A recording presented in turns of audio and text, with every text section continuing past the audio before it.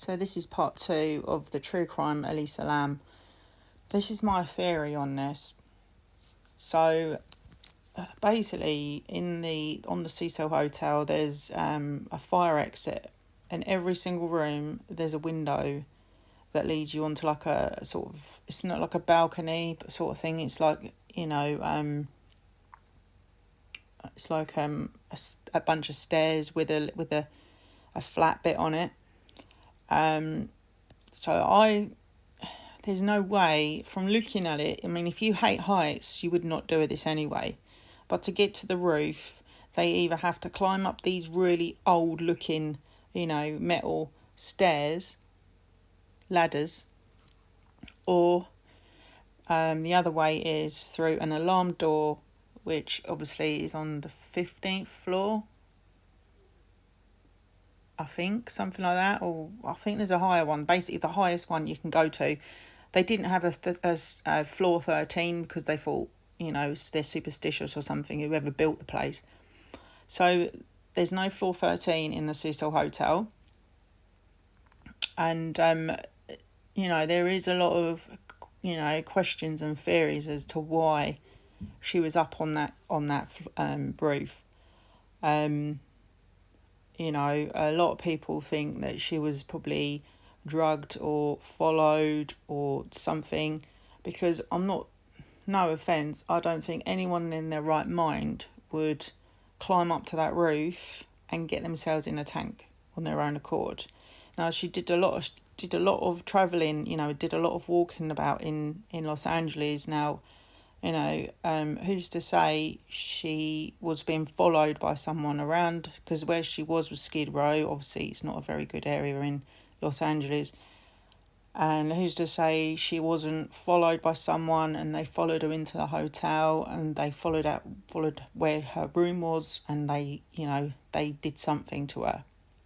Because in the Cecil Hotel, there is the doors, and they have like these little peephole things that you can look out of. So, she wasn't a LA resident, so, she didn't live there, so she didn't know what people were like. She didn't have no friends there or anything like that. So, it makes you think, did she know did she know why did she know anything about the hotel before she actually went in there? Did she actually do any reviews on it? Actually reading reviews of the hotel? Did she do anything? Did she do any research about the place before she took the place on? Or did she just go to LA and just, went on a page and looked for hotels, or just stumbled across it by accident and said, oh, it's a hotel, I'll go in there. It looks like it's cheap. And it's cheap for a reason. The Cecil Hotel used to be a upper class. When it was first opened in 1924, it was a upper class, hotel, which was basically for travelling people with money, famous people, or basically anyone who had money. And it was supposed to be one of those hotels because it's basically built in Art Deco for the 1930s. So, and then obviously they had the Great Depression. And since the Great Depression, literally that hotel has gone downhill. There's been so many murders, so many suicides, so many, things that have gone wrong and happened in that hotel. They've lowered the rates. They lowered the rates to get just normal people in, because obviously they were going to lose money. And, obviously they'd have to shut the hotel, which they had to do for a while because, so many things happened in that place. People just didn't want to step foot in it, basically, except for like ghost hunters and paranormal investigators. And eventually they've now opened it up to, homeless people that can get government assistance, paying the rent basically for the room. So, it's just one of those things, isn't it? One of those really weird.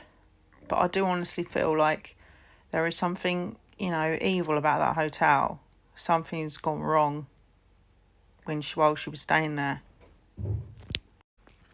And let's just hope someone can actually make contact with her and let her cross over, and get away from that. Hopefully she's done that already, but, not be in that awful, awful place. And, that's my theory. I don't think she did that on her own. I think she was murdered, or something probably worse happened to her and then she was murdered. But I don't think she went up there on her own accord. I feel like something really bad happened to her and she was took advantage of, because all her stuff was in her room, basically. Her phone, everything was in her room. So that don't make sense, why is all your stuff in the room? Unless she went to someone else's room and they did something to her and then they put her up there. Because, whoever put her up there, if this is a story, whoever put her up in those water tanks obviously thought, well, no one's going to find her. But they did. They obviously didn't think things through when they did it, because obviously that water tank gives the water for the hotel, it gives people, and it's either this person did this on purpose because they knew that other people would suffer because they'd have to drink the water that she's in, or and it would probably take a long time for them to find her because they wouldn't be able to find her in the hotel. They would find her in the hotel because, their rooms probably get, cleaned and whatever after people, move from them. But yeah, it's just really weird. And that's what I feel like. I feel like this I feel like her parents, so this is her mum. So I just feel like her parents haven't had, proper closure. They haven't, I don't know if they tried to find out. They've obviously just took the police's word for it, what happened to her, how she died and that. But maybe they feel like, I would, feel like they have got a lot of unanswered questions as to why she was in that tank, So, that's the end of this video, and I thought it's quite a short one, actually. I was trying to make it a 10-minute video, but that's the story of Elisa Lam and the Cecil Hotel in Los Angeles, downtown Los Angeles, on Skid Row. There is one thing I also want to add to this story. As I was saying about the Los Angeles Police Department, gave her it took them 5 months to do a report on it, and a final outcome of what happened to Lisa. But I also feel that the police maybe, and also the hotel, they're probably working with each other, because this is not the first time that Los Angeles Police Department have been done or have been caught out for being corrupt, because obviously in previous videos I've mentioned with Walter Collins' story, his mother, she had a lot of dealings with the LAPD after the disappearance of her son Walter. So yeah, they actually owed her money. Here's the thing: the person who was in charge of the case, he was supposed to give Christine Collins $10,000. So God knows how much that would be now. I'd have to check that out, actually. Okay, so I've just done the calculator. So $10,000 now from the 1928 would be $178,000. So Christine never got that $10,000 that she was owed in compensation from the LAPD. So that just goes to show that that's just how corrupt they were, and they probably still are.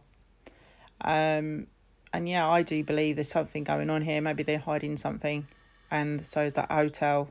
They've obviously got tapes, and they just don't want to share that to the public stupid. I feel that's what it is.